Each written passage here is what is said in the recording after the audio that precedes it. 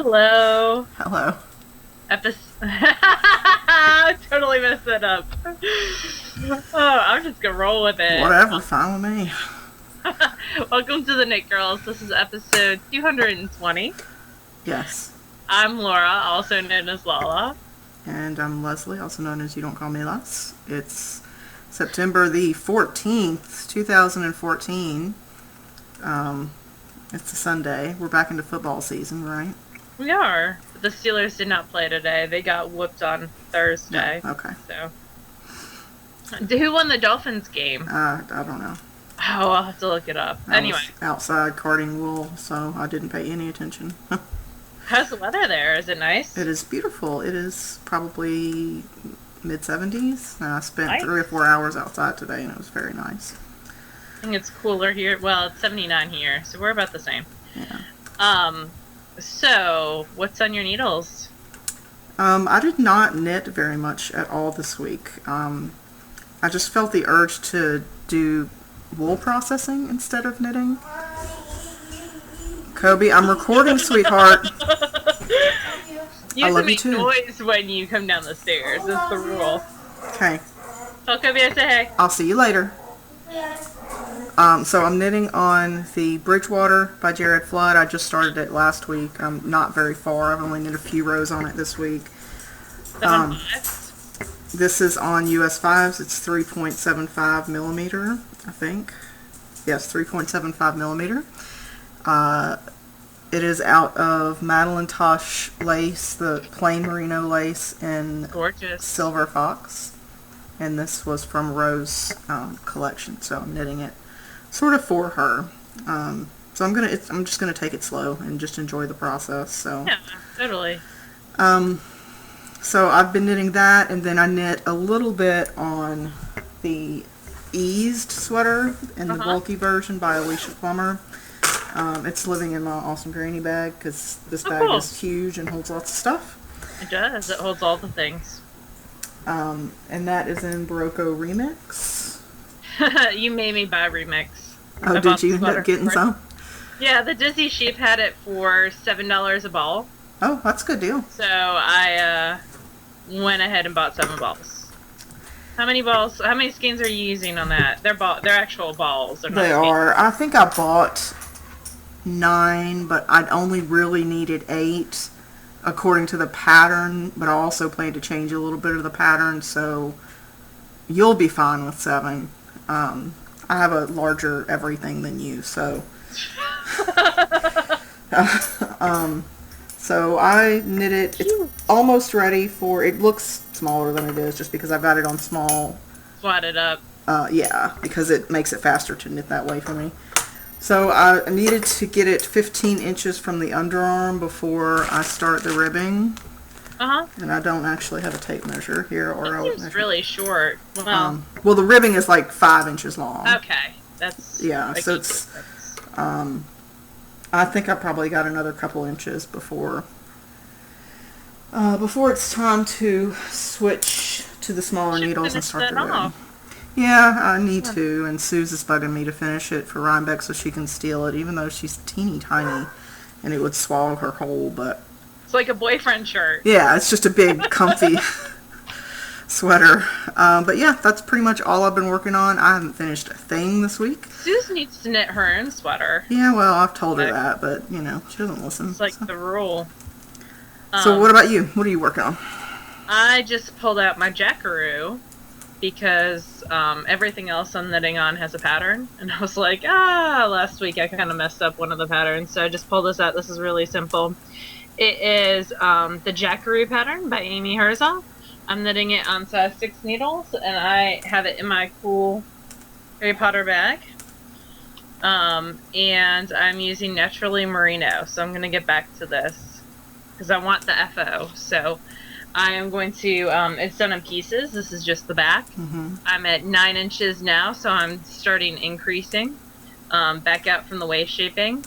So it's going to get a little bit more work as soon as, especially when the Alice is done, which is not going to be anytime soon. It'll get a lot more work, but Eventually. have it swear, yeah.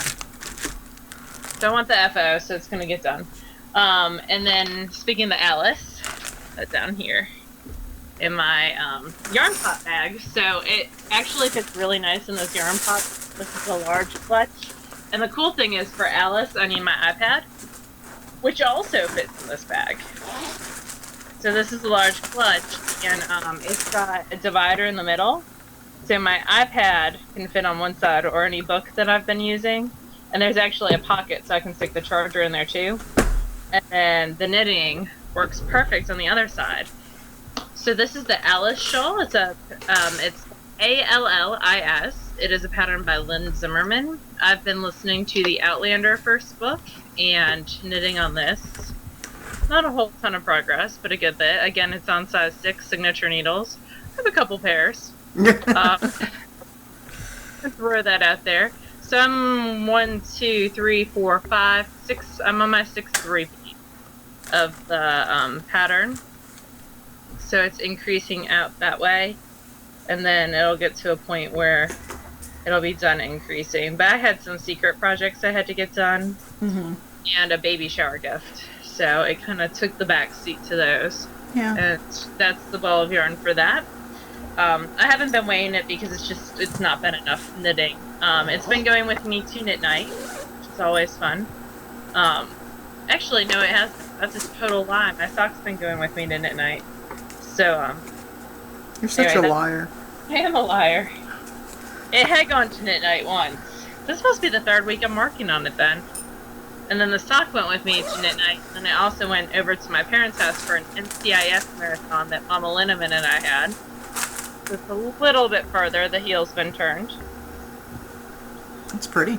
Yeah, and this is a pattern that I'm doing, that I'm creating, and it's great for variegated yarns. It really breaks them up, and it'll come in a variety of sizes. This is the 56 size version. And then they'll also be all the way up to 72 probably. So it's got a little flock lock on it. That's by Jelby.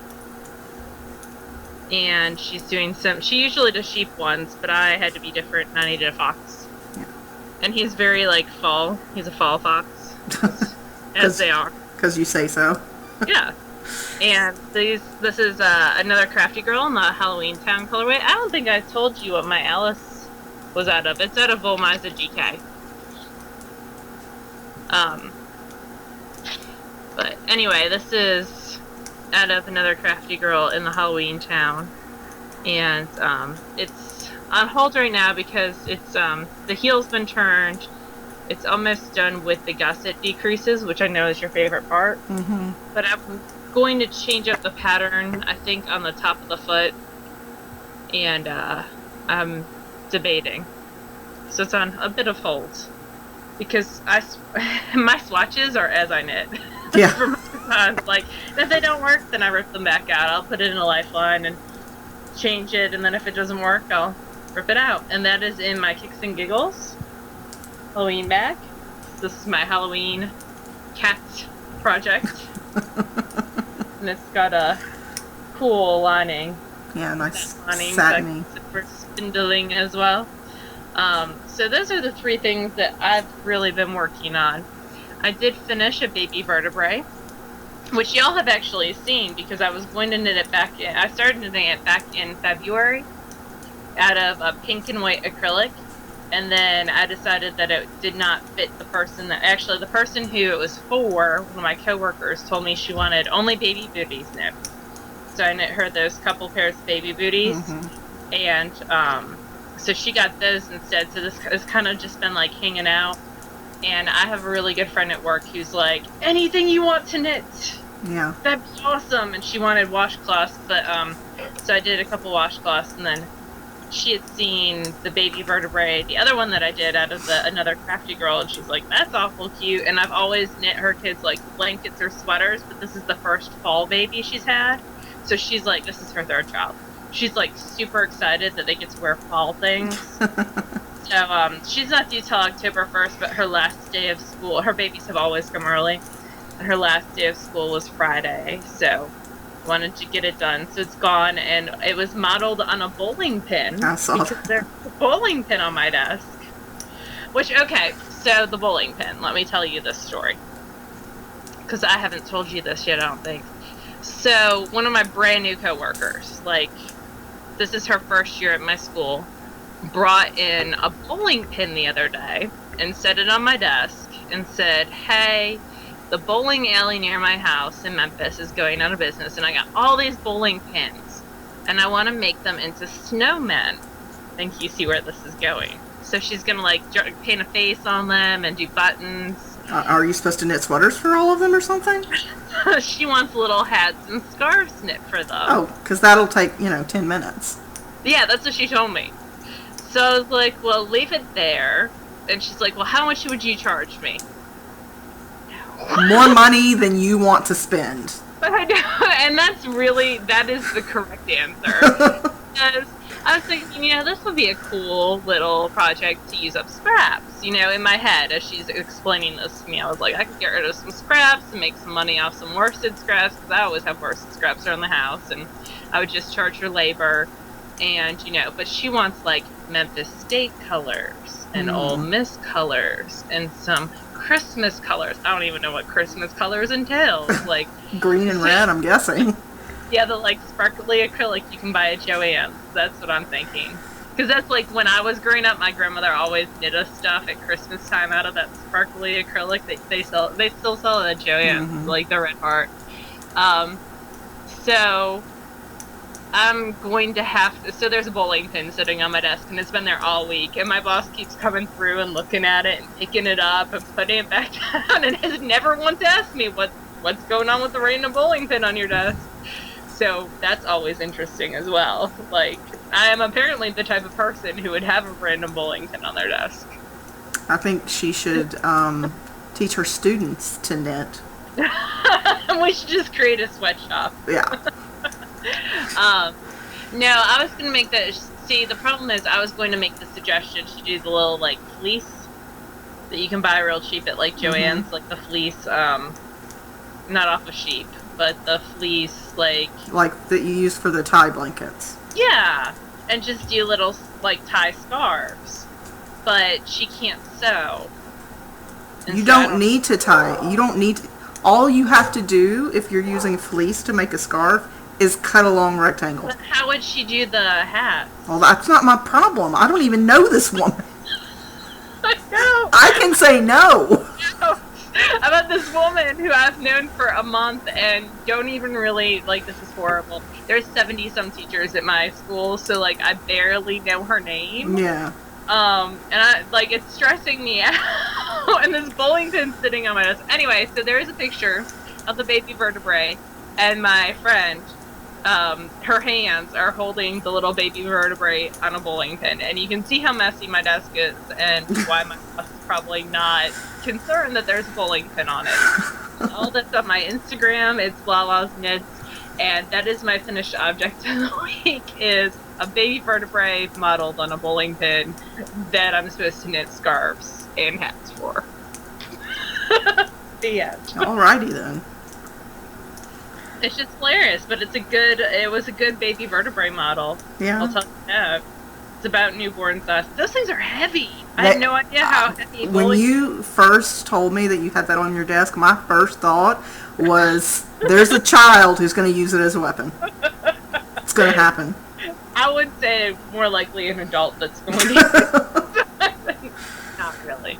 No, like, and my desk is, like, in an office by itself. It's not an area where kids go, but it's bizarre, and it's just hanging out, and no one has even, like, one person asked me about it, and that's it. Which I don't know what that says about me as a human being. I'm the type of people who have bowling pins on their desk. You know, you are or you're not, I guess. So that's your FO. I have no FO. I didn't even really have the urge to knit at all this week. I did try, I had it in my brain. I couldn't sleep, like, I want to say Wednesday night or Thursday night. I've been on call since Wednesday for work, which is super fun because I'm on call with a new guy. He's not certified to work in certain areas. Yeah, like, I work for a gaming company, and you have to, in some states like Nevada, you don't have to have a physical license to work on the systems in Nevada, but for like New Jersey, you do.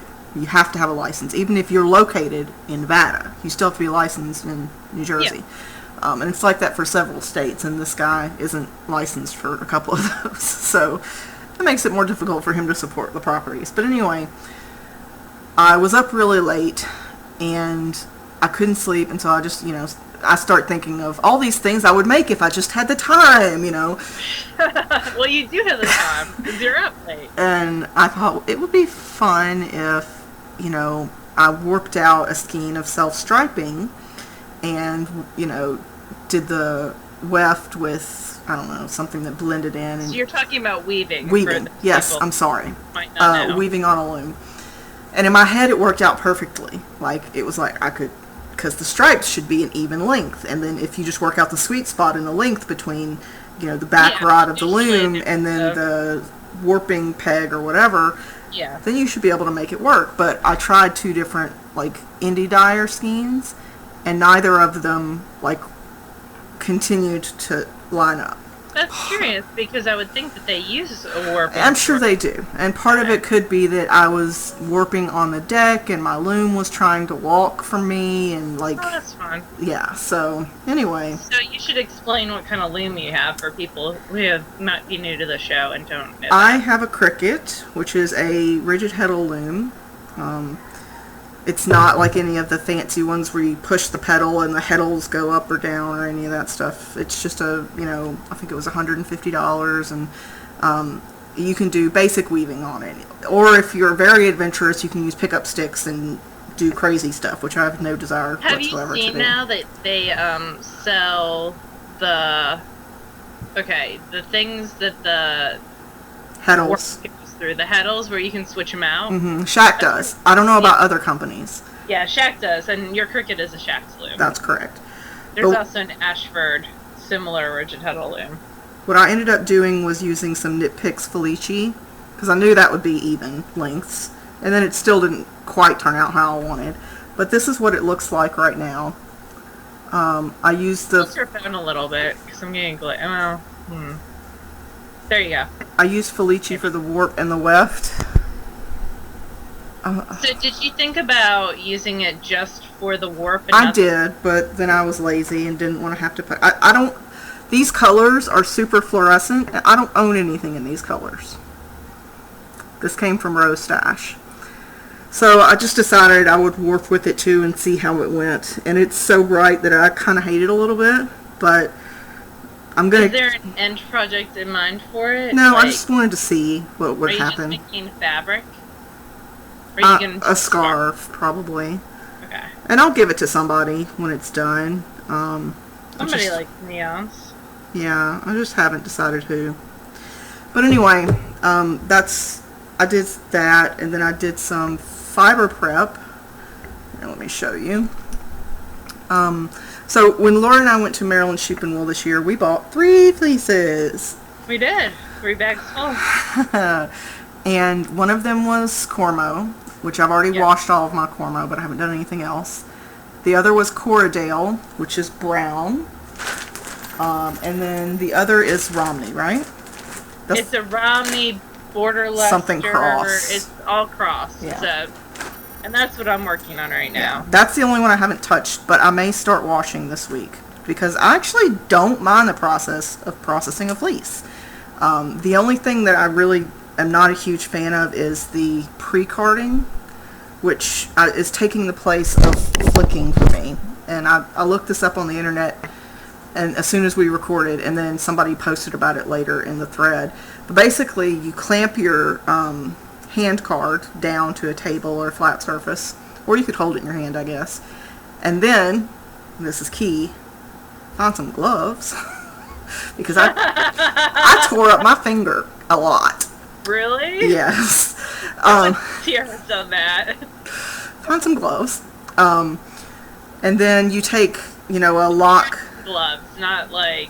Yeah, not like latex gloves, because those won't last. But thin garden gloves, so that you have freedom of movement, but you just have a layer of cloth between your hands. In my case, I need chainmail gloves. And so you take the clump of fiber, like the lock of fiber, and then you do a little half twist, and then you scrape it along the card. See, I do it the opposite direction. What do you mean you do it the opposite? So You flick. I have a flicker. Right. Which is, I don't know, somewhere around here. It's like a scary dog brush. Yeah. And you can use dog brush. It looks like this. And I put a cloth in my lap. Yeah. And I go down and flick like that. Versus having it up and going like that. Because this is not going to work for me. Because you can see if I was doing this would happen. Yeah. Whereas this, I'm holding it here and I'm less likely to. Although I do have some, now that I'm looking at my fingers, I do have some like scars. The flicking method was really hard on my wrist. Like I couldn't, it bothered me. So that's why I had to find something else. So I tried a couple different things, but this worked the best. It also made me realize the Cordale was very dusty and gross. I would say, like, any craft, you should not spend more than, like, 15 minutes looking at a time. I would say it's something you do, no. It's something, so you don't hurt your wrist, something that you should do in, like, bits and pieces. Well, I did it like, I would listen to an audiobook and I'd be moving around and I'd switch hands and do it with my left hand and do it with my right hand and make piles and stuff and then go and make a snack and then go and do some laundry and, come back. I put on like an episode of Colbert without the commercials or Daily Show on Hulu and then I move on after that. So I'm done processing. I'm done with all of the pre-spinning work for the Cordale and now I have lots of little pretty bats. So let's go through that. So you got a fleece and you divided it up. You got half. I got half. It was around 3 pounds each, somewhere in there. Yeah, and you washed it. Yes. So what did you use to wash? Describe the washing method. There's lots of different methods. So and people are very opinionated on what their favorite method is, and that's totally fine. Whatever works for you.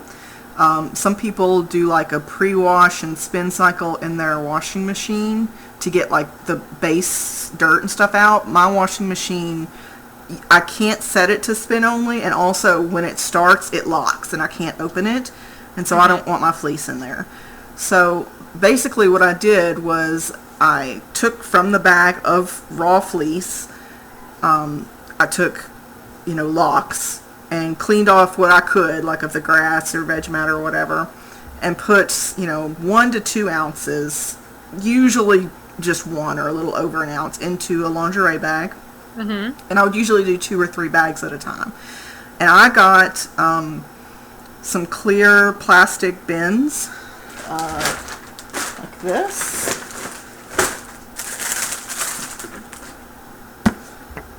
I got a bunch of these.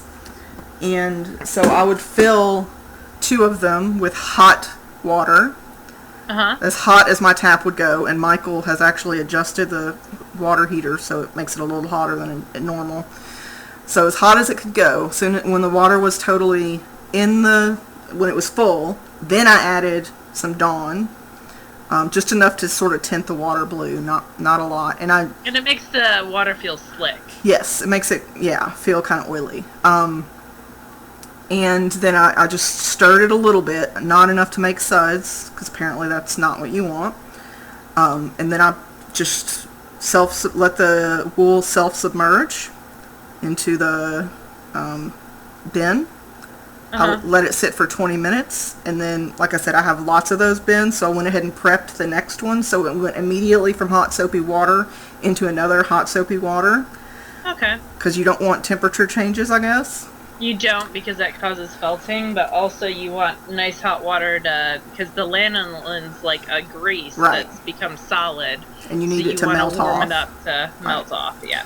And so you don't want to let the wool sit in the water too long, because if it cools off, then it's going to reattach. The lanolin's going to reattach. So I did 2 washes and 1 rinse on pretty much everything except a couple bags that were really gross, that needed an extra wash or an extra rinse. When the water came out, mostly clean, aside from some soap residue, then that was enough for me. And then I laid it out on my deck to dry on wire like cookie racks, but they're just for fleece. And then they were clean, and then I went through the process of the pre-carding, and then I went through and drum carded each like ounce-ish, and it went through. And you have a fancy kitty drum carder. I have a fancy kitten drum carder, just the regular 90 or 70, whatever, 72, I think, TPI. And it's not motorized or anything. It's just a, basic drum carder, and each ounce went through 3 times, because that's about when it started to look really nice and uniform and pretty, and that's what I wanted. So okay. And then I took 1 ounce or not 1 ounce, 1 ounce, about 25 grams, and did a test scheme. I did, because I want to spin all of this for Spinzilla, which is the second week in October. So I did a test scheme with long draw on my sidekick, although I may end up spinning on my matchless. I haven't decided yet. And so this is what it looks like. And it's a 3-ply. Pretty. It's very fuzzy, and it bloomed significantly. Are you going to swatch with that first to Yes. see if you like the... Okay. Yeah, I am. It's just dry enough now to actually show you the skein. But, I like it a lot. I think it gives it the 3-ply is a nice round ply, and it's at least an Aran weight. It may even be a bulky weight once once it dried. It plumped so much that it may be a bulky weight. Do you have a sweater in mind for it? No, I'm trying not to, because out of the 3 pounds of fiber, I ended up with 20 ounces. Oh. Not a lot. So it's less than half. Part of that was I found quite a bit of second cuts. Yeah. And there's just your life is too short to deal with second cuts. And also I was pretty aggressive when I was skirting. When I was like carding or pre-carding. Yeah.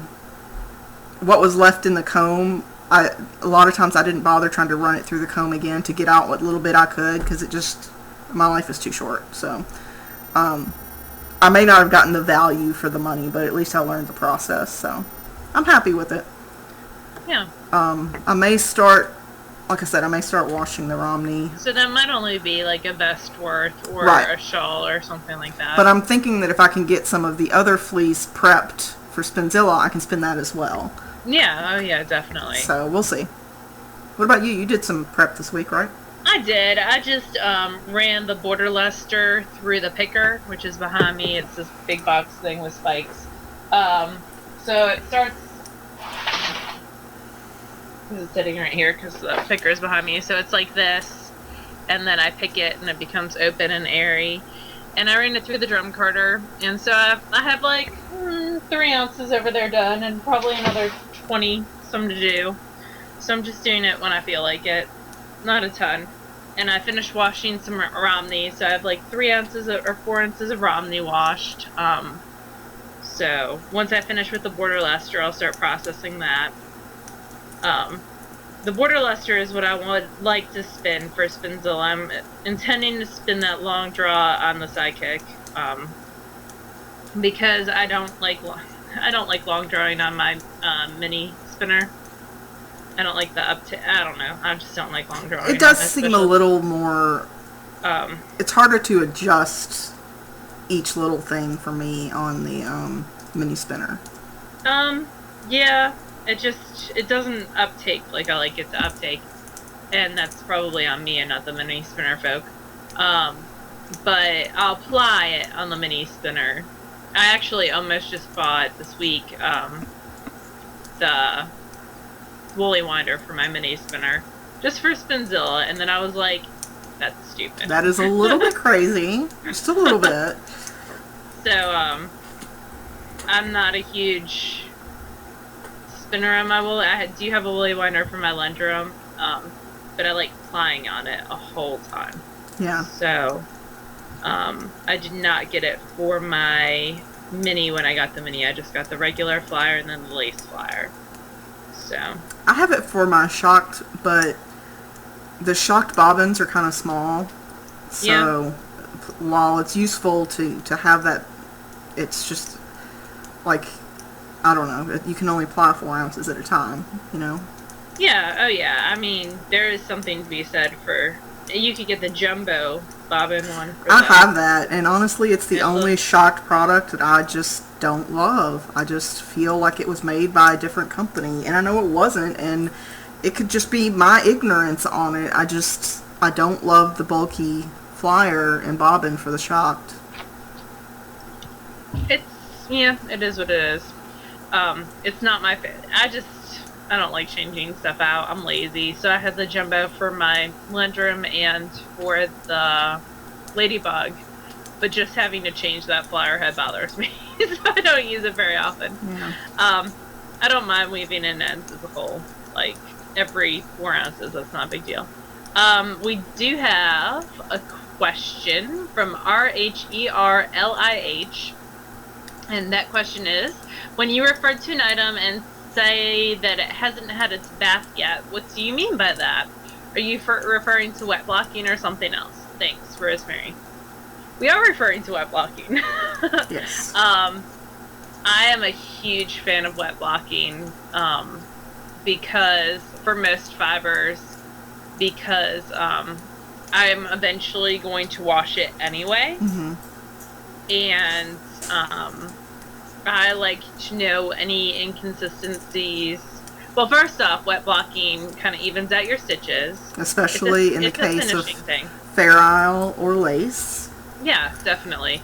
But even in stockinette, there's a huge difference between a swatch I knit in stockinette pre-bath and post-bath. Mm-hmm. I also like it because if there's going to be a dye leakage issue, it lets me know at that point. Mm-hmm.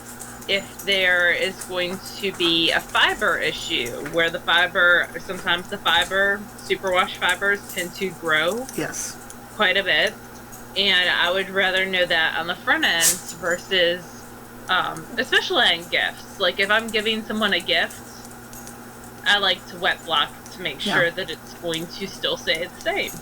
Anyway, most things I'm going to wash anyways, so I like to just wash it. I throw it in some warm water with some soak, and it makes it all pretty, and then I go through the blocking process. If you are interested in blocking, there is a Craftsy video that spends 3 or 4 hours just on blocking different things, and it is definitely worth the money. I've watched around half of it. I watch it as I need to. If I'm going to block something new, or if I know I'm going to block a hat, I'll, watch the section on that.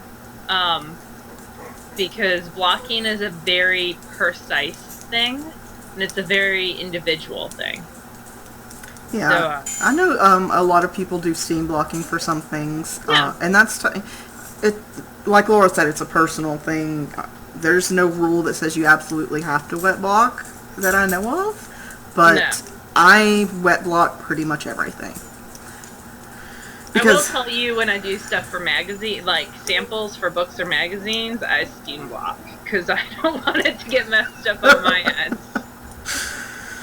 And I have a steamer. But anyway, you were going to talk about something else. No, just I wet block everything. I've never steam blocked, maybe because I don't have a steamer. More likely because that's just one more thing I don't need in my house, and I have lots of sinks, so I can just throw it in there and then lay it out. I'm lucky enough that I have a space that if I remember to close the door on the guest bedroom down here in the basement, then it can dry on its own. If I don't remember, my dog loves to roll around in a wet shawl. Nothing makes him happier than rolling around in a wet shawl. So, yeah, I was talking about you. Did you hear me? Did you hear me? I was talking about you. Thank you. So blocking is a very individual thing. With fiber, with hand spun, it needs to take its bath to be finished to set that twist. Yeah, that's true. So that's definitely more of a must do. I'm gonna admit something here. A lot of people I've heard it on other podcasts. They measure out their hand spun on a skein winder or knitting knotting, whatever. And then let's say it measured out at 400 yards, whatever it is. And then they soak it, and then they let it dry, and they say, oh, I lost X number of... 10%, yeah. Yeah, I never remeasure. After it's been blocked, like... No. It is what it is. I'm not going to re-skein that sucker and remeasure it. There's no way. So, I don't know. if that gets me kicked out of the, like... Yards, I round it down to 400. Yeah, I usually do, too, because I'd rather have leftover than run out, but... Yeah. Yeah, if that gets me kicked out of the Cool Kids Club, then whatever. I'm fine with that. We have a book to review, which means I need to get out my iPad from its cute little bag. Yes, and this is Graphic Knits by Alexis Winslow. It was sent over by our friend Tommy over at F&W Media. It's an interweave book. Mm-hmm. It retails, I believe, for around $18.95. Let me pull up the link because I just linked to the. It's hard with the interweaves. I linked to the interweave website, and it's actually on sale for $20.28 right now. And there's an ebook version, obviously, as well, because that's what we're reviewing. Mm-hmm. The regular U.S. price is $24.99. I think it was $18.95 on Amazon when I looked earlier. So we'll link it in our show notes. Yep. It's 20 designs, and she really plays on the graphic element, whether it's with color or texture or design, what have you. She plays with the graphic element a lot. It's a good variety of different patterns. There's tops. Yeah, there's cardigans, there's accessories. Yep. She does have a nice variety, and I do actually like the colors that she put together.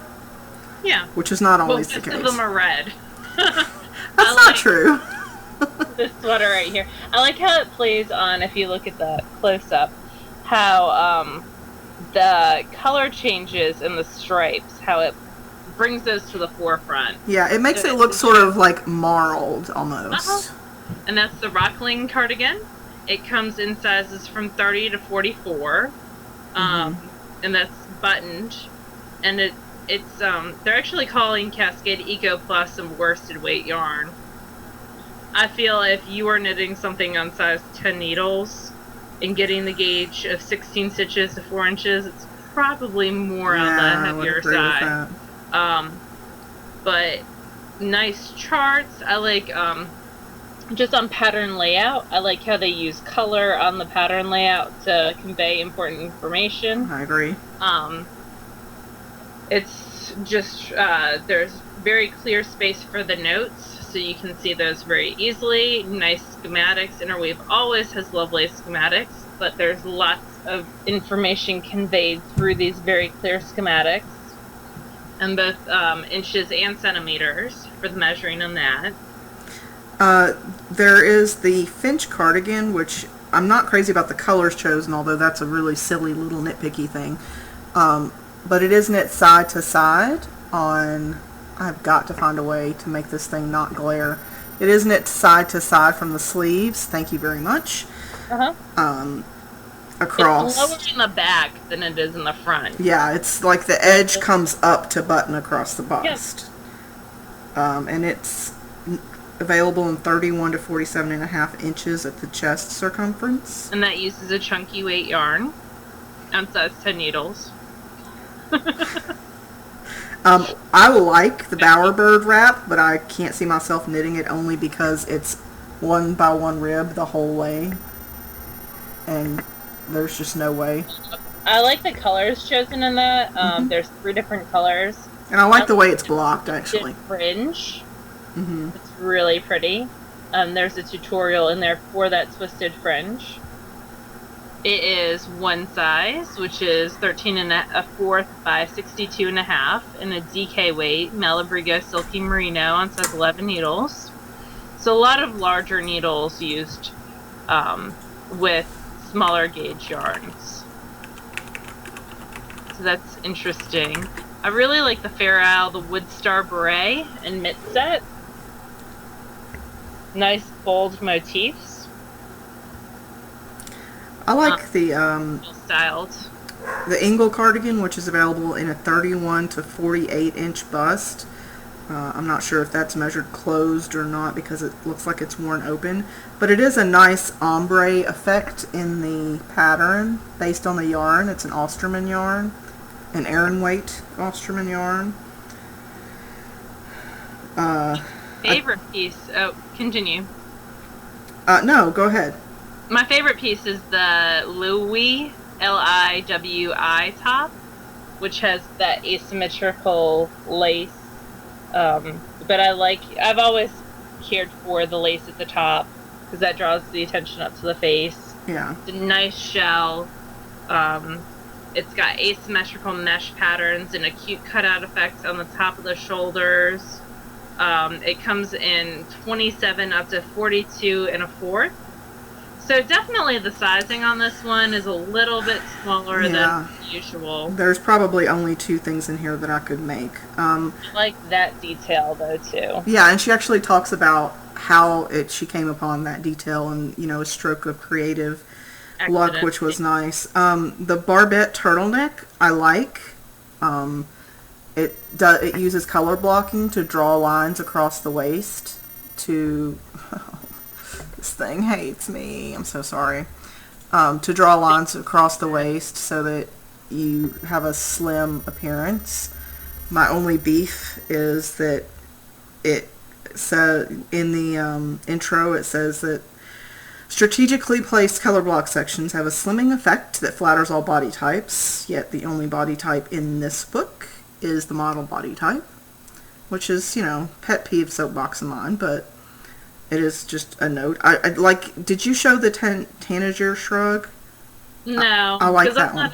I'm not a shrug person. I'm not either, but I do like. That reminds me of that one shawl that Amy did. What is that name of that shawl? The Age of Brass and Steam? No. I don't know, but I like these colors. I think that anyway. She chose really nice colors for the most part in this book. I think I do. I like the contrast between the colors. There's a lot of lights and darks. The Danae mittens is one of my favorites. Yeah, I do like those quite a lot. And even if the sweaters aren't sized appropriately for you, there are a lot of accessory patterns in here as well. I really like this trilogy cardigan, which is so weird because it's not me at all. I like it on the model. And I think that it would be fun on a lot of people. It's got very bold, it comes across as very bold, which I really like, and it's very flowing and very draped. It looks like intarsia, but apparently it's not. So it says an unusual construction gives the illusion of intarsia, but with a much cleaner diagonal lines. That one is upper back measurements, 12 to 17 in a sport. That's a lot of knitting on a sport weight. But it's really an interesting... I like it when people take a chance and do something totally different that you haven't seen before. I like the Sweetness pullover, which is... I do too. Actually, appropriately, I'll say, it's sized from 32 and a quarter up to 52 and a quarter. And it's a top-down raglan, and it's got a little bit of color work right at the yoke. Yeah. It would be great for hand spun that you have bits and pieces of. That's true. Like 4 ounces of 2 different colors or 2 ounces that you've spun up, and then a main color for the body. It calls for Madtosh Sport, which is a superwash yarn, which does grow quite a bit. But nice clear charts. The notes again are separated. Nice clean schematics as well. The schematics in here are really nice. They really are, especially for the unusually constructed things. It really gives you an idea of how each piece is put together with the next. It's a jalopy belt, which is, I can totally see one of my teens wearing. Yeah, that's true. With bits and bobs of leftovers, that would be awesome. Yeah, definitely. They call for alpaca silk by Blue Sky Alpacas, but you could do that with any like sport weight yarn. Super cute in the braid. There's this cute little braid closure as well. It does have some information in the back, not your basic knit stitch, but how to do a make one. Right, how to do certain types of short rows, how to do a combination seam. where you've got horizontal stitches being seamed with vertical stitches, which I think is nice. All the abbreviations are also in the back. And we didn't mention pictures. For each pattern, there are several, at least usually 2 to 3 pictures of the finished piece. So you do get some close-ups as well as far-aways and some beauty shots. Yeah. So that's Graphic Knits by Alexis Winslow. If big, bold colors are your thing, you know who I can see wearing this is Corey Rock Knits. Rock Knits? Yes. Like, she's very into, like, big, bold color patterns. I could see her wearing quite a few of these pieces. So, if that is your thing, or big, bold textures, this might be the book for you. Definitely some cute accessories. I'm not certain any of... Well, I do like that Fair Owl. I could see myself in the Fair Owl yoke, but I'm not certain. I like the lacy tee, but it doesn't go into my size, so I couldn't make it. And I like sleeves on my stuff, so that was a sleeveless thing. You know, all personal choices. Yes. What we are reading, what are you reading? Do you have anything that you're reading right now? Yes. I'm reading, or I just finished, Physic, the 3rd book in the Septimus Heap series. Kobe are reading those together. We are. Those are Kobe is reading the 4th. He's almost done with it, and I think that's Siren. So then I'll read that after he's done. And I just finished the 2nd Wheel of Time book, and I just purchased the 3rd on Audible to begin listening to. And I finished Bossy Pants this week. Like, I re-listened to it with Tina Fey book? Yeah, definitely. So those are all the things that I'm reading. That's pretty cool. I'm listening to Outlander on Audible. I've re-subscribed to Audible. So, I've been a member forever, so... Yeah, I quit for a little while, and then I always end up going back, just because I don't get caught up. There's something on my book that's bothering me. Okay, the real thing that I'm reading is this, and I pre-ordered this because I was so excited when I saw that it was coming out. This is Inside Charlie's Chocolate Factory. It is published by Puffin Books for $19.99. 10% of the author royalties from the sale of this book, which is like probably 10 cents a book, but still, are donated to Roald Dahl's charities. It's an adult book. It's not a kid's book. I feel like I should get that out of the way. It is about Charlie and the Chocolate Factory, the book, and how it came about, how it was written, how many drafts, 5, there were written of it, changes that were made to the draft. So, like, English geek me is like, oh, and I love Roald Dahl anyways. But then it goes into the culture that has been inspired by Charlie and the Chocolate Factory. So, not only, like, candy, but it goes into the movies. Even movies like that were made, like Saturday Night Live sketches. Yeah, I can say words. Skitches is the episode title, just FYI. Okay. But like toys that were made, like, so the culture that's evolved because of this book. It also, one of the very cool things that I think, because again, geek, it goes through, there were 4 different illustrators for the book, for each edition, and it goes through how each illustrator saw different sections. That's cool. So, and actually, Roald Dahl, the original illustrator that he wanted to get for Charlie and the Chocolate Factory was Sendak. He was busy writing this book called Where the Wild Things Are. Yeah. So he was a little bit busy at that time. But just like, and how the characters have evolved. So I'm going to ask a dumb question. Roald Dahl wrote Charlie and Chocolate Factory? He did.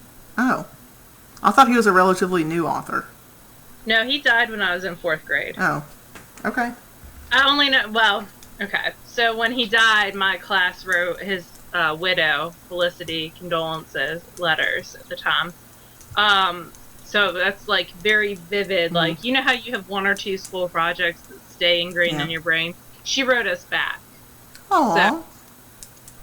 So, anyway, it's really interesting. Like, he had a horrible life. his newborn child was being taken care of by a nanny, and a car hit the pram, and he and two other people worked together to create a shunt that is like they signed the rights over, so it was free of charge. They made no money off of it, and it saved like millions of lives.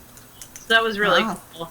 And then his older daughter died of measles, like in the same year. So things that delayed the writing of the book they go into. It's just a really, if you're interested in Roald Dahl or the culture spawned by Charlie and the Chocolate Factory, it's a really interesting book.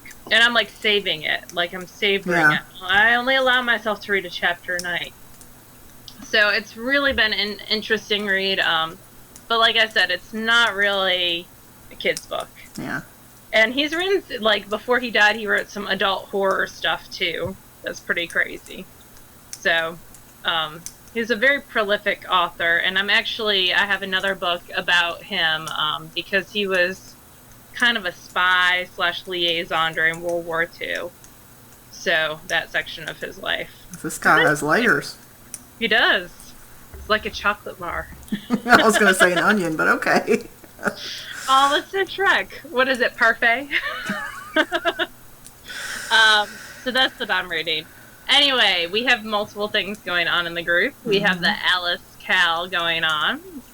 We have the Halloween craft all the things, or cat.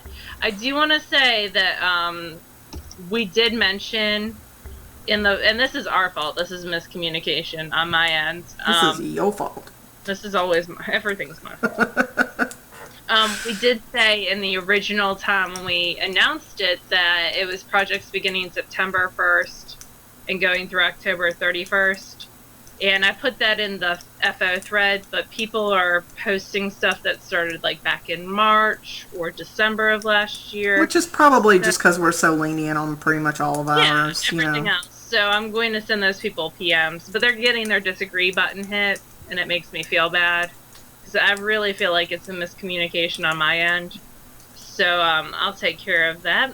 Leslie has her Georgia on the Mind Cal going on, which is an ongoing thing. Yep. And that's for anyone. Yep. Who wants to knit along for Row or for anybody they've lost. It's a free sock pattern. I'm not trying to get publicity. It's just a sort of a nice thing. Yep. And then we have Project Sweater Chest coming up. Do you want to explain that? So there'll be more details. It's not really our thing. There'll be more details in the coming weeks, but we're sort of piggybacking with Susan B. Anderson, who started Project Sweater Chest. And basically what that was she wanted to get 10 to 12 sweaters in her cedar chest that she would wear in rotation. That they all fit, that would all fit her well, that you know, some were cardigans, some were pullovers, that for every occasion she wanted 10 or 12 every day. I love these sweaters. And she does super cute video. She did. I just want to put her in my little pocket. She is just so cute and smart. I like how your pocket is up here. I know. Just out here. So I put her in my little pocket. She'd probably rather be up here than down here. So yeah, probably.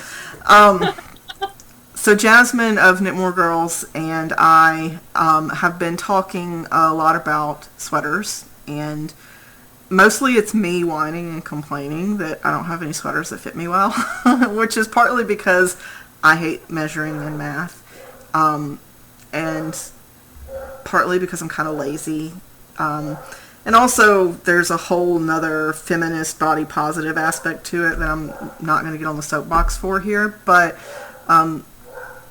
we sort of decided we wanted to do this fit, flatter, and feel wonderful knit along thing, and we're going to tie it in with Susan's Project Sweater Chest, which we talked to her about. We didn't just take it over. And like I said, more details coming on that soon, but we're working with a couple different folks to bring different things to the table and help people sort of pick sweaters that would work for them, and just over the course of the next year or so to knit, ideally, half a dozen but maybe just one sweater that you love that works for your body. So more details coming on that soon. Cool. We'll talk about that more as details get hammered out. We've sort of been talking about it for a few months, but you know, she's got a kid and a podcast and a life, and I've got work and a kid and a podcast and a life and a retreat, and like, so we don't always get time. But anyway, cool. Speaking of retreats, SSK announcement. Yes. So SSK signups will start on Monday, September 15th, 2014. So actually, I put them live before we started. Really? Because I didn't figure anybody would go out there, but I've already got entries, so I do. Awesome. Yeah. So the rest of this podcast will be SSK related. If you're not interested, that's totally fine. We'll see you next week. Yeah. I'm not interested. Well, I'm not worried if you're interested, sweetheart. Why don't you go put on a shirt? So all the information is out on the site. The event is not September. That is incorrect. July. First. So the signups are going to run from the 15th through the 30th. Yes. You have over 2 weeks to sign up. It is not a first come, first serve system. Unfortunately, that doesn't work for this event. It is a lottery system. We have 150 openings. Right, 100 on-site spots and 50 day pass spots. Some of those will be filled with vendors that we select in the vendor market, which we should know later this month for sure, who we're going to have in the vendor market. But it is July the 15th through the 19th. Those are the dates of the event. It is at the Scarrett Bennett Center in Nashville, Tennessee. Mm-hmm. So it is in July in Tennessee. Yes. So be warm that it can be. This year was super cool, but it can be warm as well. There are 2 different options for attending, and when you put your name in, you can only choose one. You cannot choose both. The first option is an on-site lottery entry, and the second is a day pass lottery entry. Those 2 different types are exactly the same, except one includes lodging and the other doesn't. You get all the same benefits. So let's go over what's on the on-site, and then just if you're interested in the day pass, just realize that it does not include lodging. That's the only thing it doesn't include. When you get there, it begins on a Wednesday. Mm-hmm. You come in, you get this awesome goodie bag. Yep. So that is the first thing included. Mm-hmm. The second thing included is we have cupcakes. Yeah, we always have cupcakes on the opening night, just as a way of sort of some cupcakes. Yay, sugar! You know. Yeah. On Wednesday, you get to hang out with everyone. Mm-hmm. Yeah, and we have people who get there first thing in the morning, but we start giving out goodie bags and doing registration at 3. Mm-hmm. People hang out, they go out to dinner, they come back, and we do the opening ceremonies. The opening ceremonies have tons of door prizes. Yes, and we usually hear a little bit from the Scarrett Bennett folks as well on opening night. We do have lots and lots of door prizes donated by fantastic vendors. Yep. We will also talk about our raffle items. On opening night, we always do a raffle to benefit the center, because the center is a nonprofit that primarily works in assisting women who are working through addiction, domestic violence, all sorts of things. So we always do a raffle to do a big donation. $1 a ticket. This year there was a George Strait autographed hat. There was a guitar autographed by, and Scarrett Bennett donates stuff as well. Yeah, and we have hand knit, hand spun items. So it all goes to a good cause, and if you want, you can deduct the donation from your taxes or whatever. Yep. So we have regular door prizes, which you get to earn door prize tickets through knit-alongs, through random silliness, shenanigans that go on at the event. Everyone gets door prize tickets in their bag as well. Right. Mm-hmm. We give door prize tickets to the teachers for awesome people in their classes. Mm-hmm. We do a lot of different door prize things. This year we had SSK games, which I think we'll be bringing back, which are just silly games that we also played the night of opening ceremonies. And you give out tickets for that. Yeah, and people just hang out and chill. The main area does close at midnight, but if you're staying on campus, there's lots of little lounges in each dorm. In each dorm. And this year the weather was so nice. Leslie and I actually sat out outside and just chilled for a little while too. So a thing to mention about the event before we get further into what it entails is you can make it as busy or as relaxed as you want. Like, it's very, we do things in the evenings most nights, but you don't have to participate. If you would just rather sit and knit and chat, please sit and knit and chat. But if you want to fill your days with sightseeing and going to local yarn shops and doing the tasting room and being part of the SSK games, you can do that too. Like, you can make it as intense or laid back as you want. So, awesome. So Thursday we do offer classes. Included in the price is one class with a teacher. We've already said that our teachers are Mary Jane Mucklestone, Susan B. Anderson, Sarah Anderson, and Gail Evans. Of Gail's Lore. Yep. Some great teachers. You can always pay a small fee to take extra classes if that's your thing. And I do the classes. I try to work. Actually, it's been very rare that I've not been able to get people into their first choice classes. Yeah. I always fill the classes with first choice people first. And then I go on to second choice people. And I don't ask Laura how she does her class magic. She just does her class magic. And anybody who's ever come up to me during SSK and said, could I add a class? My answer has always been, talk to Laura. Like, I don't mess with her magic. She makes things work. And that's all I need to know. And I have the same thing with roommates. Leslie does all the roommate stuff. So, on the lodging, you stay in a room. It has a bed in it. That is your room. It is connected to another room with a bathroom. Y'all share a bathroom, you and this other person, so you're just bathroom buddies. You're not like roommates in that you're sleeping in the same place. You're just really bathroom buddies. Yeah, it's like a sibling setup. If you grew up in a house where you got two bedrooms connected by a bathroom, that's essentially what it is. Jack and Jill? Is that what the real name I think of that so. is? But a thing to note, these are not luxury accommodations. These are dorm-style rooms. You have a bed, you have access to a bathroom, you have air conditioning and all that, but there's no TVs in the room. There is wireless access in most of the rooms that I can recall. Every room has Wi-Fi now. But there are no elevators in these dorms. So there's first floor rooms and second floor rooms. In one building there's third floor, but I don't think we're using that building. But and there'll be a question on the questionnaire that says, do you need a first floor room? Because if you have hip issues or knee issues or climbing stairs is just difficult for you, that's totally fine. We'll make sure you get on the first floor. But it is to note, there's no elevator in the buildings. In the dorms. The class building, both classroom buildings there are. So every day you get breakfast. So Thursday breakfast is included, lunch is included, a large snack is included. In the afternoon, usually around 3. We work with any type of food allergies or individual food needs. Requests. So if you are gluten-free, vegetarian, vegan, all that. Sugar-free, anything. Our chef has been able to meet every request we've given her, so.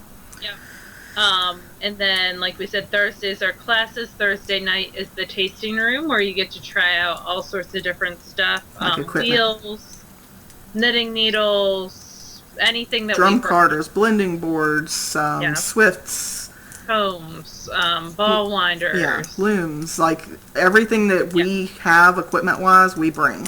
And locking boards, you get to play with them. So there's that Thursday night. Dinner is on your own every night. There's plenty of stuff within walking distance, or you can buddy up with somebody who's driving somewhere and, go somewhere off-site. And now there's a Jenny's Ice Cream really close by that you can drive to, which makes me super happy. So that's Thursday. Friday, more classes. Friday night is the Try It On room, where we have every single garment basically that we've knit that we've kept for that year. Plus, people bring their own stuff. Sometimes teachers bring stuff. Yeah, so you can go in there and you can try on anything we have in any size to see how it would look on you.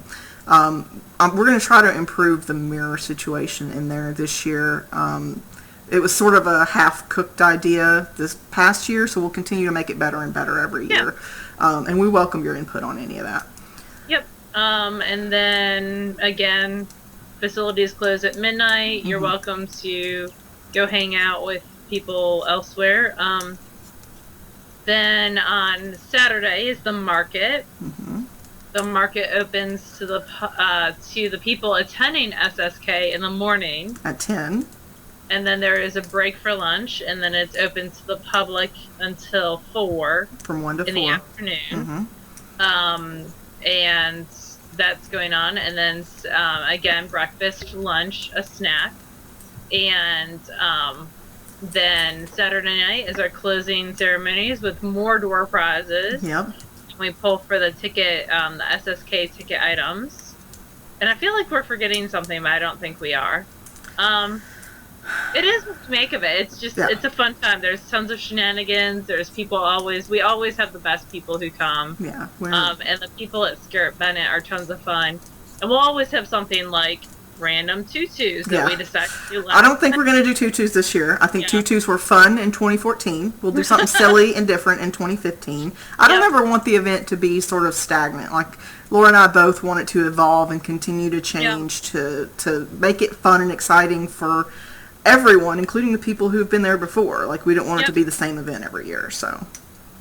And we're already looking at teachers for 2016, so it's not going to be a one-and-done event. It's going to continue as long as there's interest in it. Mm-hmm. So, shopping, tons of awesome vendors. You will spend way too much money. Oh, yeah, you will. We did SSK Bucks this year, which we didn't talk about a whole lot, but basically we gave away almost $500 worth of gift certificates to the market. Yep. Just free money for you to go and spend. We did scratch-off tickets in the goodie bag. Yeah, scratch-off tickets were good. We'll do that again because I think that was super fun. Yeah, that was fun. So it's a constant evolution. Some little minor things might get added. None of the stuff that we've talked about is going to get subtracted. Yeah. So that's about it for SSK. So included in your cost, which is, do you want to say the cost? So yes, sorry, I guess I haven't yet. On-site cost is $575. That includes your goodie bag, 1 class, breakfast and lunch for 3 days, and then breakfast again on Sunday if you want. Yeah. Snacks every day. You get a chance to win all kinds of cool prizes. You get into all of the extra stuff we do, like the tasting room, the try-it-on room, and you get lodging. And that's $575. Lodging is Wednesday night, Thursday night, Friday night, and Saturday night. So it's 4 days of lodging. It ends after breakfast on Sunday. Yeah, basically Sunday is just breakfast and goodbyes. Although people will hang out all day knitting, so if you have a later flight, that's not a big deal. Yeah. There's a shuttle service that goes directly from the airport to Skitches Bennett. It's something like, what, $20 round trip? Yeah, I think it's $19 round trip. It's called In-Shuttle. We'll link it later on. Yeah. So that's $575. If you're looking to do a day pass, whether that's because you live locally or you're going to stay with someone who lives locally or you just need a fancier room, I don't begrudge that of you. More power to you. That's $350. That includes everything except for lodgings. You still get meals, you still get goodie bag, class, entrance into all the stuff we do, all that. The only thing you don't get is lodging. Yep. So it's $350, $575.